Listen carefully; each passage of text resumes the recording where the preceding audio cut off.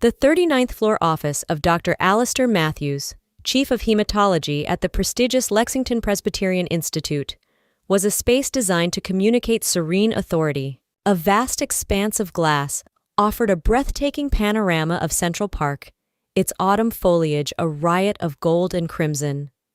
But Richard Davenport, a man who typically saw skylines in terms of acquisitions and square footage, was blind to the view. He sat rigidly in a plush Eames chair, the hand-stitching on his Tom Ford suit feeling like a wire cage against his skin. His wife, Meredith, a willowy blonde whose life was a masterclass in curated perfection, sat beside him, her knuckles white as she strangled a silk Hermes scarf in her lap. The air, usually filled with Richard's booming self-assurance, was heavy with the sterile scent of antiseptic and the oppressive weight of fear. Dr. Matthews, a man whose weary eyes had seen too many tragedies play out across this very mahogany desk, slid a thick file forward. It came to rest between them, a silent, damning indictment. "I won't sugarcoat this, Richard Meredith," the doctor began, his voice a soft baritone that did little to cushion the blow. "Kyle's condition is deteriorating faster than our models predicted. It's a particularly aggressive form of aplastic anemia. His bone marrow has, for all intents and purposes, shut down. The chemotherapy isn't providing a durable response. His only viable path to a cure is a bone marrow transplant. And the window to perform one successfully is closing with alarming speed." Meredith let out a tiny, wounded sound, a gasp that was swallowed by the room's thick carpeting. She pressed the impossibly expensive scarf to her lips, as if to physically hold back a scream. Richard's jaw tightened, the chiseled lines of his face, usually set in a look of predatory confidence, cracking to reveal the terrified father beneath.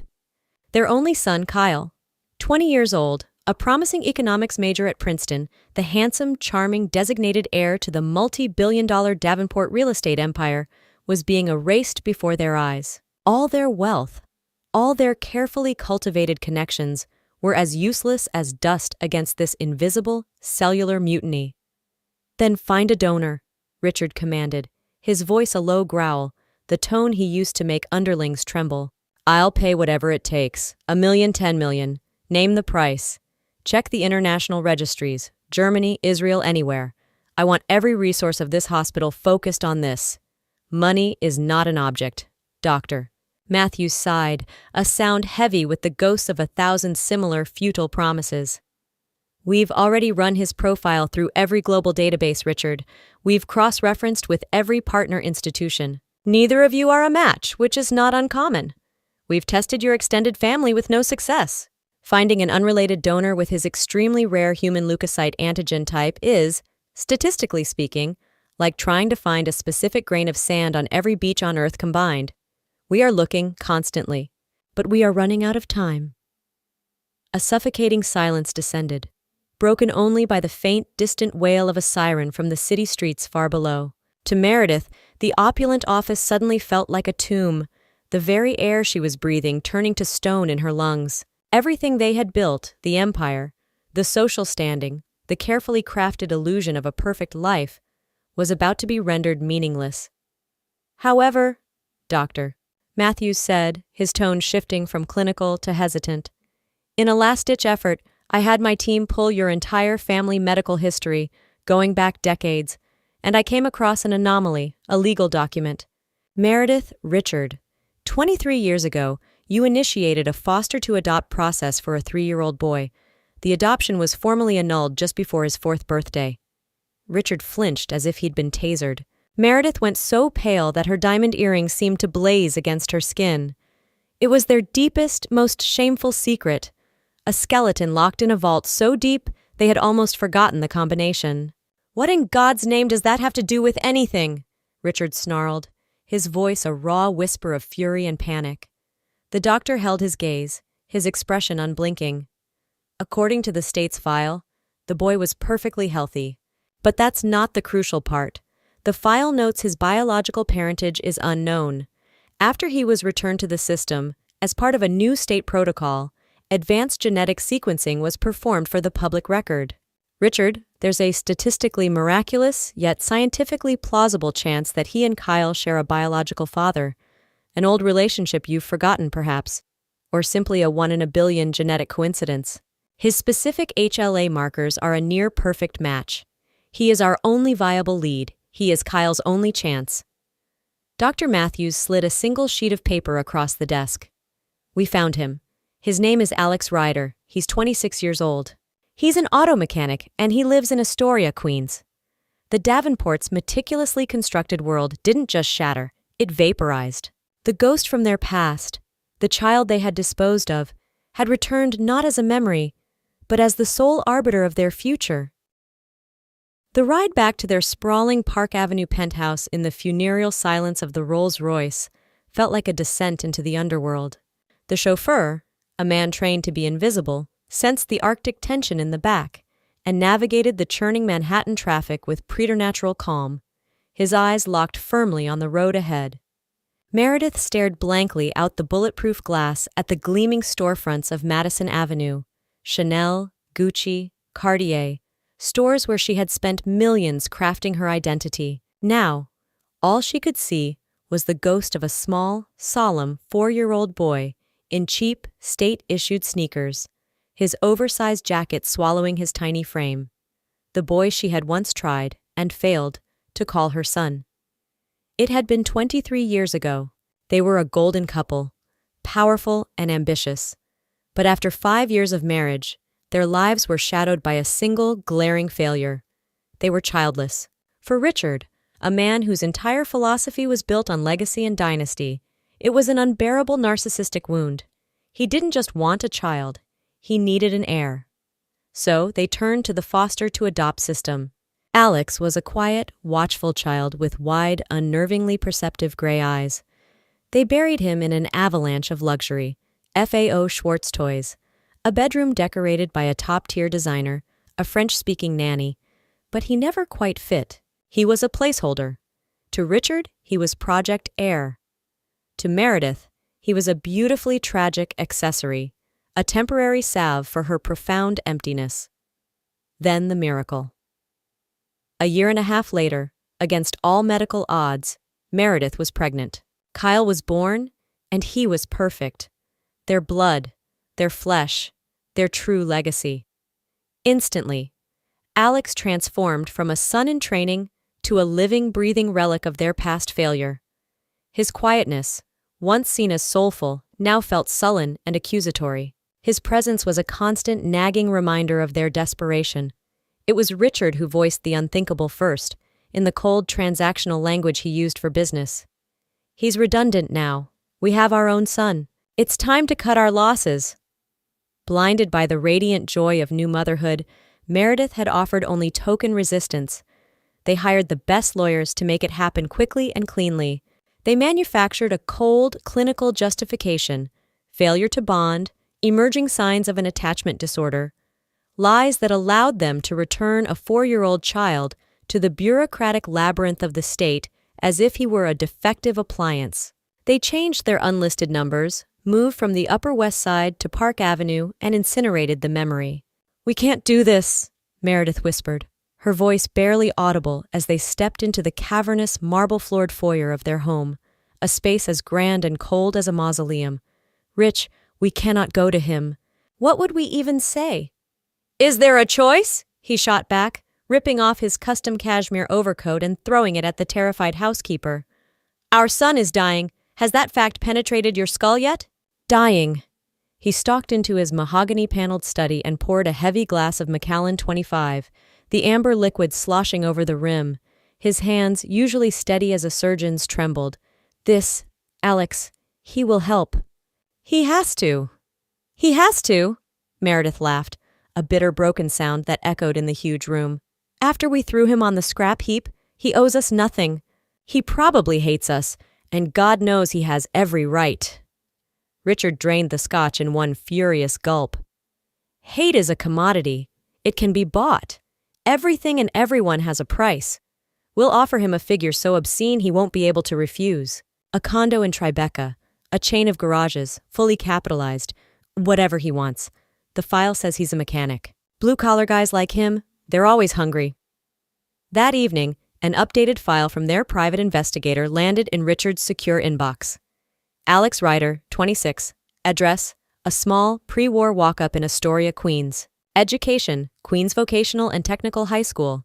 Occupation: owner-operator, Ryder's Auto. No criminal record, no major debts. Single. The attached photo was a recent candid shot, grainy and invasive. It showed a young man with close-cropped dark hair and a stubborn set to his jaw, laughing with a friend outside a bar. But the eyes, they were the same. The wide, serious gray eyes of the little boy they had betrayed. And in them, even in a moment of laughter, was a guardedness, a shadow of something that looked not like hate, but like a profound and impenetrable self-reliance. In that moment, Meredith knew with chilling certainty that this would not be a transaction. This was going to be a reckoning. The industrial backstreets of Astoria, Queens, felt like a different country. Richard stared out the window of his Rolls-Royce Phantom with undisguised revulsion as it navigated the cratered asphalt, gliding past graffiti-scarred brick warehouses and auto body shops exuding a miasma of spray paint and despair. This was the gritty, unglamorous New York that people like him flew over in helicopters. Meredith shrank into the plush leather seat, her elegant Loro Piana cashmere suit feeling like a costume for a play she never wanted to be in. At last, the car, as out of place as a spaceship, purred to a stop before a nondescript cinder-block garage. A faded, hand-painted sign above the bay door read, "Ryder's Auto." "Are you absolutely sure we should get out?" Meredith asked, her voice a thin, hopeful tremor. "Perhaps we could have the driver summon him." "Don't be a coward, Meredith," Richard hissed, though his own heart was pounding. "This requires finesse." He forced himself out of the climate-controlled sanctuary of the car into the raw February air, thick with the smell of gasoline, hot metal, and fried onions from a nearby food cart. The cavernous garage was a symphony of controlled chaos. The hiss of pneumatic wrenches, the clang of tools on concrete, the guttural roar of an engine being tested. A few men in grease-stained coveralls moved with practiced efficiency around cars hoisted on hydraulic lifts. Richard cleared his throat, a sound that was immediately swallowed by the industrial din. "We're looking for Alex Ryder," he announced, his voice straining for its usual timbre of command and failing. One of the mechanics, a burly man with a thick beard, wiped his hands on an even thicker rag and jerked a thumb toward the back of the shop. "Yo, Alex, you got customers! The fancy kind!" From underneath the chassis of a classic Ford Mustang, a pair of worn work boots appeared, followed by a body in coveralls. The man straightened up, moving with a fluid, unhurried grace that was a power move in itself. He picked up a rag and began methodically wiping the grease from his hands, his gaze sweeping over Richard and the hovering Meredith. It was a long, cool, unnervingly steady appraisal, devoid of awe, surprise, or intimidation. His eyes flickered over their $1,000 shoes, their impeccably tailored clothes, and the silent, gleaming behemoth of a car at the curb. The corner of his mouth twitched in the ghost of a smirk. "I'm Alex," he said, his voice even and calm, carrying easily over the noise of the garage. "What can I do for you? If you need work done, you'll have to make an appointment. I'm booked solid for 2 weeks." Richard felt an unfamiliar surge of impotent rage.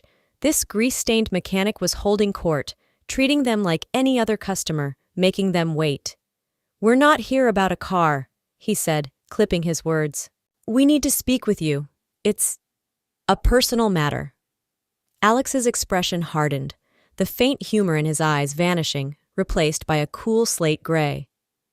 "I wasn't aware we had any personal matters to discuss. I don't know you. Who are you?" Meredith knew this was her moment, her one chance to bridge the abyss.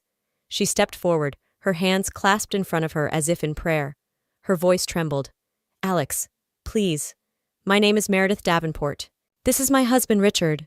We knew you, a long time ago, when you were just a little boy." The sudden silence was absolute. The mechanic with the beard froze, a wrench halfway to a bolt. The radio, which had been blasting classic rock, seemed to fade into nothing. Alex stared at Meredith for a long, unblinking moment. There was no shock on his face, no sudden, dramatic recognition. It was a look of profound, weary confirmation, as if a ghost he had lived with his entire life had finally decided to materialize. There was no forgiveness in his gaze, only the cold, hard fact of their shared ugly history. "Knew me," he repeated, his voice dangerously soft. The words landed like stones in the silence. "And then you decided to unknow me.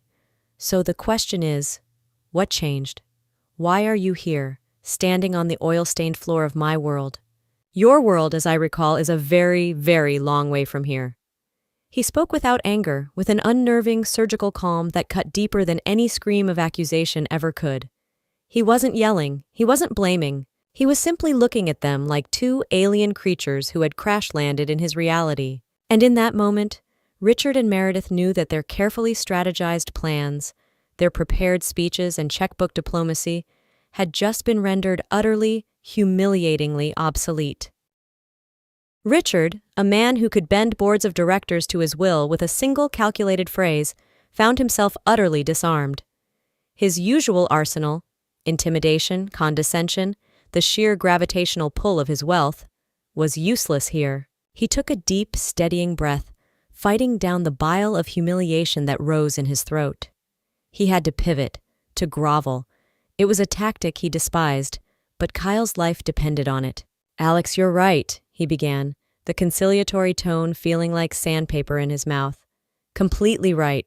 What we did was monstrous. There's no excuse for it, and we're not here to make one. We're here to ask for your help." Alex crossed his arms over his chest, a gesture of absolute, unbreachable defense. "Help?" he said, a note of incredulous irony in his voice. "From me? A guy who spends his day covered in motor oil? What kind of help could I possibly offer the king and queen of Manhattan real estate? Need me to co-sign a loan? Got some powerful friends in the auto parts business I could introduce you to?" Seeing her husband's face flush with rage, Meredith knew she had to intervene. The tears she had been battling finally broke free, hot and real. This was no performance. This was the primal, unvarnished desperation of a mother watching her child die. "Our son is dying," she whispered, the words tearing from her throat. "Our son, Kyle. He's 20. He's at Lexington Presbyterian right now, and he needs a bone marrow transplant, urgently. And you, the doctors say you are the only person on earth who can save him. You're his only match, his only hope." She told him everything then, the words tumbling out in a torrent of pain and clinical terminology she'd been forced to learn. Aplastic anemia, HLA types, chemotherapy, prognosis. She painted a picture of Kyle, his love for sailing, his terrible taste in music, the way he laughed. She was pleading not just for a patient, but for her son. Alex listened in absolute, unnerving silence, his expression unreadable stone. He didn't interrupt, didn't ask a single question, just let her entire desperate monologue spill into the air between them. When she finished, her breath coming in ragged sobs, he continued to study her for a moment before his gaze shifted, cold and hard, to Richard. "A son," he said quietly. "The one you replaced me with. My brother, I guess." He spoke the word brother as if it were a foreign object in his mouth, something bitter and sharp. Richard saw his opening, the moment to play the only card he knew how to play.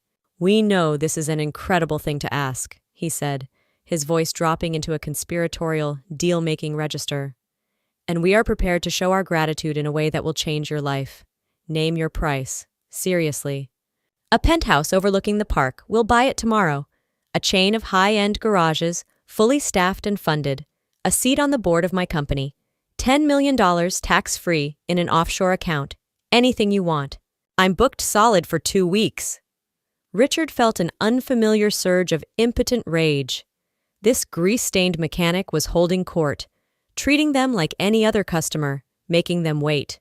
"We're not here about a car," he said, clipping his words. He took one slow, deliberate step toward Richard, closing the distance between their two worlds. "You still don't get it, do you?" he said, his voice dropping to an icy whisper that was more terrifying than a shout. "You think the entire universe operates on your ledger. You think you can put a price on a soul. You didn't come here to ask for help. You came here to buy a spare part for your defective blue-blooded heir?" He paused, letting the insult hang in the air, sharp and poisonous. "My blood is not for sale." He turned his back on them, a gesture of absolute dismissal, and started walking back toward the Mustang. The conversation in his mind was over. "Wait!" Meredith cried out, a raw scream of panic. She scrambled after him, grabbing his arm. The grease on his coveralls smeared her cashmere sleeve. "Please, don't walk away. I'm begging you. On my knees if I have to. A man's life is at stake." Alex stopped, his body rigid. He didn't turn around. "I'll think about it," he said over his shoulder, his voice devoid of any human warmth. "I'll think about what your begging is really worth. I've got your number. If I decide we have anything more to discuss, I'll call you." He shook her hand off his arm and disappeared back under the car, leaving the Davenports standing alone in the middle of his world, shrouded in the smell of oil and their own spectacular failure. The next 72 hours were a masterclass in psychological torture. Richard paced the length of their 40-foot living room like a caged panther, snapping at his staff, firing a junior analyst for a typo in a report, and calling the hospital for updates that never came. Meredith drifted through the opulent penthouse like a ghost, sitting for hours in Kyle's immaculate, silent bedroom, her hand resting on the spine of one of his university textbooks. Their home, once a symbol of their success, had become a gilded prison of waiting and dread. The phone remained malevolently silent. On the fourth day, just as hope had withered into a gray, resigned despair, Richard's personal cell phone buzzed. An unknown number. He snatched it from the table, his heart leaping into his throat. "Davenport." "It's Alex Ryder," came the calm, steady voice, as if he were calling to confirm a service appointment. "I'm prepared to talk. Meet me in 1 hour. The Olympic Diner on 30th Avenue in Astoria. Come alone. Both of you." The line went dead before Richard could form a reply. A diner? In Queens? He was summoning them to his turf again. A deliberate power play to remind them who was in control. Gritting his teeth, Richard fetched Meredith, and they drove themselves in her more discreet Range Rover, leaving the chauffeur and the Rolls-Royce behind. The Olympic Diner was a relic from another era, a study in cracked red vinyl, Formica tabletops, and the lingering, comforting smell of bacon and old coffee. Alex was already there, sitting in a booth by the window, a cup of black tea steaming in front of him. He was wearing a simple pair of dark jeans and a clean gray sweater. He didn't stand when they slid into the booth opposite him, merely acknowledging their arrival with a slight nod. "I've made my decision," he said, forgoing any pretense of small talk. "I'll be the donor for your son." Meredith exhaled a shuddering breath of pure, unadulterated relief, pressing her hands to her chest as tears sprang to her eyes. Richard felt a wave of dizzying lightness, the crushing weight on his chest finally lifting. "Thank God, Alex, we are eternally in your debt. Regarding the compensation package we discussed—" "I told you," Alex cut him off, his gaze as sharp and cold as a shard of glass. "This isn't about money." He took a slow sip of tea and set the cup down. The clink of ceramic on the saucer was like a gavel in the quiet diner. "My help is not for sale, but it does have a price, a very specific price. You will pay it. Just not to me." The Davenports froze, their nascent relief instantly evaporating, replaced by a chilling premonition of doom. "I need you to understand something," Alex continued, leaning forward, his low, intense voice forcing them to lean in as well.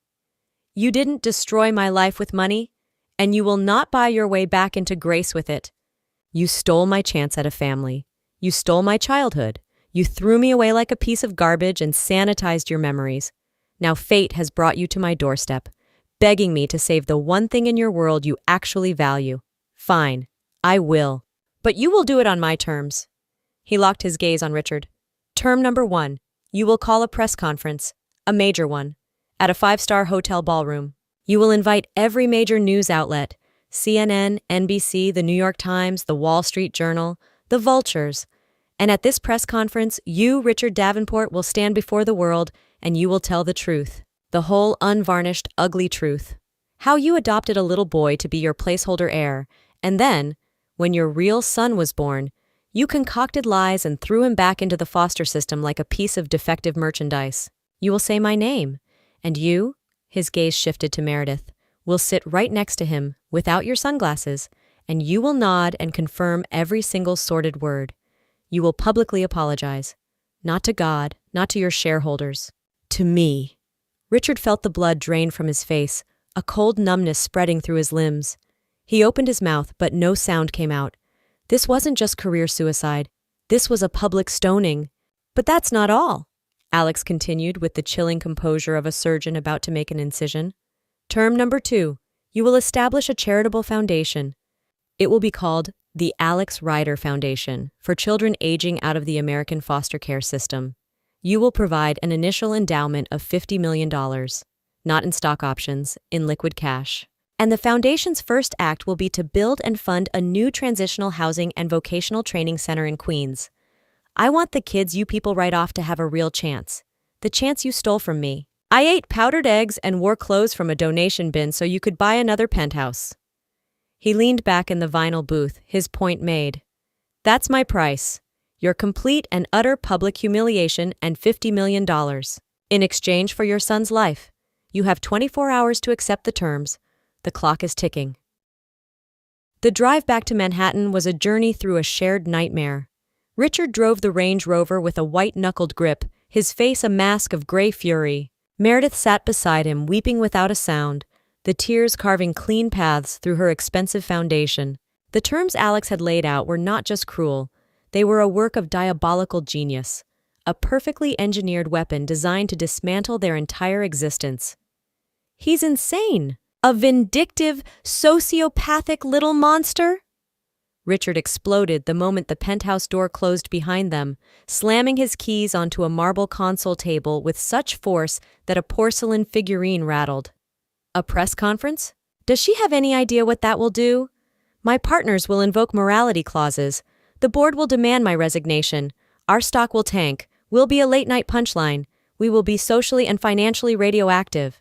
Everything I have spent my entire life building will be turned to ash.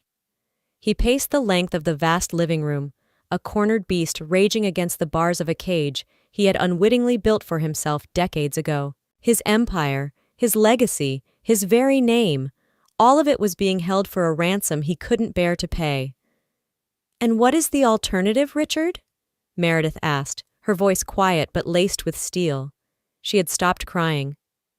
What do we tell him? So sorry, Alex, but our stock portfolio and our invitation to the Met Gala are slightly more valuable than our son's life?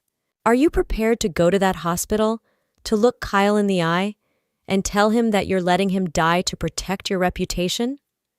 Her words struck him like a physical blow. He stopped pacing and stared at her as if seeing her for the first time. In her gaze, he saw not just fear, but a flicker of genuine contempt. In that moment, he understood that their marriage, a carefully constructed alliance of wealth, ambition, and a shared, ugly secret, was fracturing right down to its hollow core. Alex's ultimatum was an attack not just on their public standing, but on the very foundation of their life together. $50 million, Richard rasped, grasping at the last, most tangible straw. That's a massive capital outlay. Liquidating those kinds of assets without a clear business purpose will trigger SEC scrutiny. It will destabilize everything. Then let it be destabilized, Meredith shot back, her voice rising with a strength he hadn't heard in years. What is the point of a stable portfolio if our son is in a grave? What is any of this for?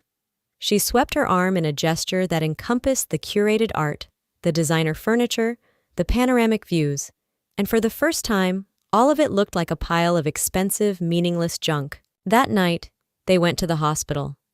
Kyle was asleep, lost in a morphine-laced haze. The relentless beeping of the machines monitoring his fragile life was the only sound in the room. His face was pale and gaunt against the crisp white pillows, his skin having taken on a translucent bluish tint.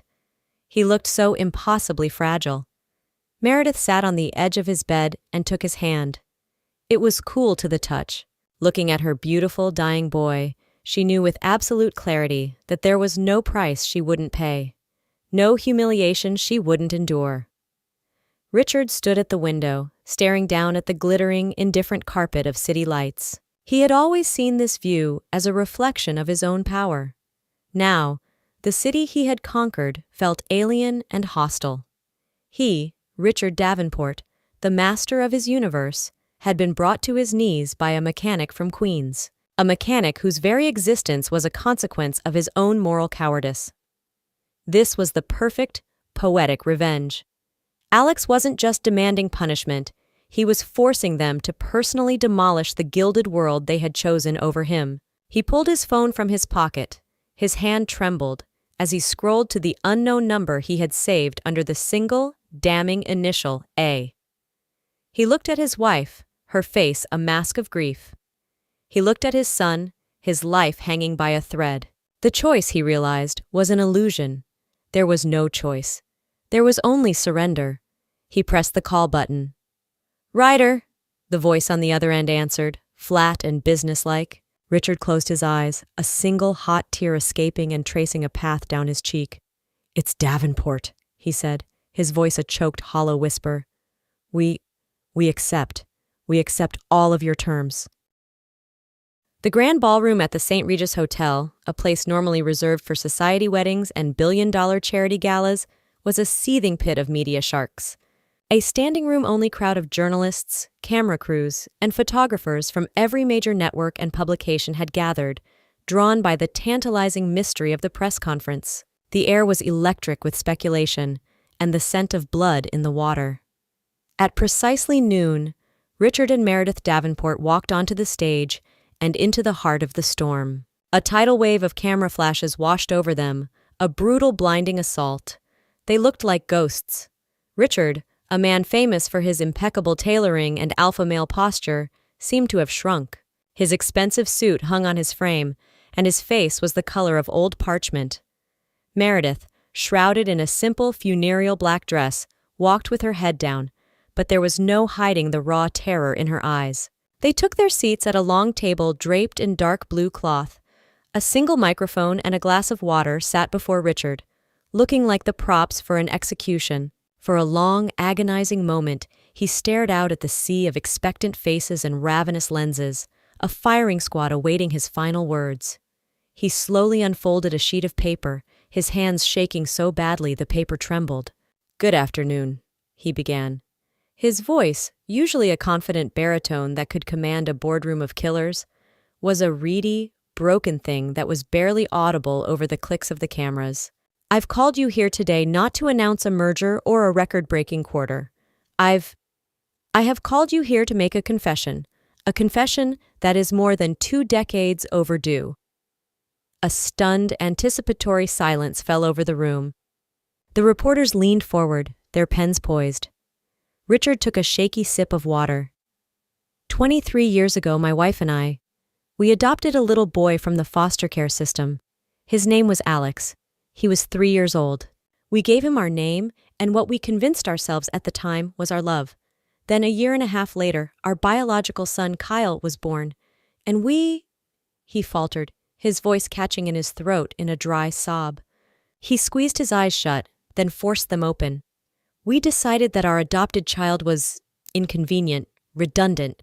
So we fabricated a series of cruel lies about his behavior, and we returned him to the state.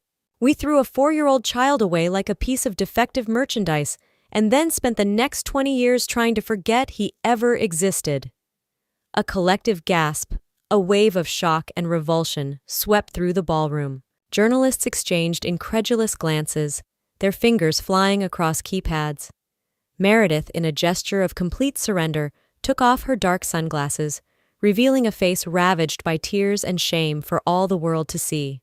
"That boy's name is Alex Ryder," Richard said, his voice gaining a sliver of strength from the sheer act of speaking the name.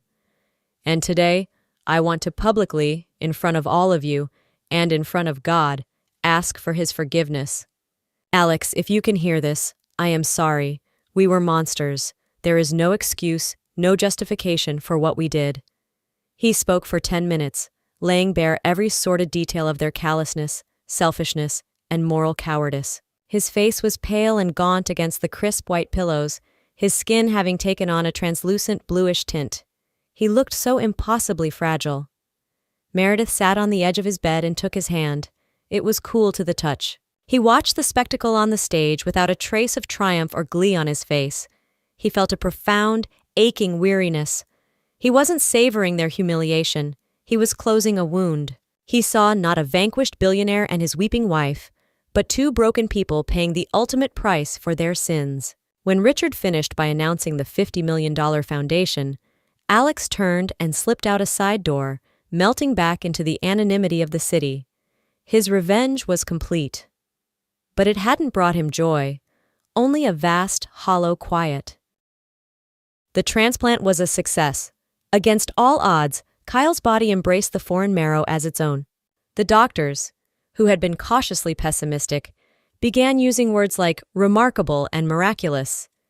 Kyle began the long, arduous journey back to health, one blood cell at a time. The Davenports who sat by his bedside were not the same people who had walked into that press conference. The fire of public humiliation had burned away their arrogance, leaving behind a fragile, humbled humanity. Richard lost 2 major development deals and was politely asked to step down from the board of the Whitney Museum. He accepted it all with a quiet resignation that would have been unthinkable just months before. His son was alive. That was the only bottom line that mattered now. Meredith, for her part, threw herself into the logistics of the Alex Ryder Foundation, trading gala planning for meetings with architects and social workers. She found a purpose there that her life of leisure had never provided. Alex never visited the hospital. He endured the painful procedure and the brief, exhausting recovery, and then he went back to his garage, to the familiar, grounding smell of oil and steel. He didn't answer Richard's calls or respond to the heartfelt, rambling emails. He had held up his end of a brutal bargain. He had no desire to be a part of their redemption story. One crisp autumn afternoon, Kyle, now strong enough to walk the hospital corridors unaided, met his father in the hallway. "Dad," Kyle said, his voice still thin but steady, "I know everything. A nurse, she showed me the clips on her phone about the press conference about Alex." Richard flinched, the shame still fresh. "Son, I want to meet him," Kyle interrupted, his gaze clear and direct. "He saved my life. Whatever else happened, he's my brother. I have to see him." The next day, Richard and Kyle drove the Range Rover out to Queens. They found Alex elbow-deep in the engine of a vintage Camaro. He saw them and his body tensed, but he slowly straightened up and wiped his hands on a rag. His eyes met Kyle's. It was like looking into a distorted mirror. The same gray eyes, the same dark hair, but one face marked by privilege and illness, the other by hardship and resilience. "Thank you," Kyle said simply. The 2 words were heavy with a universe of meaning. Gratitude for his life, sorrow for the past, a fragile, unspoken question. Alex held his gaze for a long moment, then gave a short, sharp nod. The ice in his expression seemed to thaw, just a fraction. "Stay healthy," he replied. He would never be a Davenport. He would never call them family. But the young man standing before him wasn't the son of his tormentors. He was just a kid who had almost died. A kid who was now alive because of a sacrifice Alex had made. After another moment of charged, awkward silence, Kyle and Richard left. Alex watched them drive away, but the bitterness that had been his constant companion for 20 years was gone, replaced by a strange sense of neutrality. A month later, Alex stood on a street corner in the Bronx, across from a brand-new state-of-the-art building. The sign on the front read, "The Alex Ryder Foundation Center for Youth." Inside, teenagers who had aged out of the foster system were getting job training, counseling, and a safe place to sleep. Through the large windows, he could see them laughing, learning, living. He had turned his pain into a sanctuary. He hadn't gotten back the family he'd lost, but he had built something that would serve as a family for hundreds of others. And as he stood there, watching a group of kids playing basketball on a newly paved court, Alex Ryder felt something he hadn't felt in his entire life. Not joy, not happiness, but a deep, profound, and hard-won peace.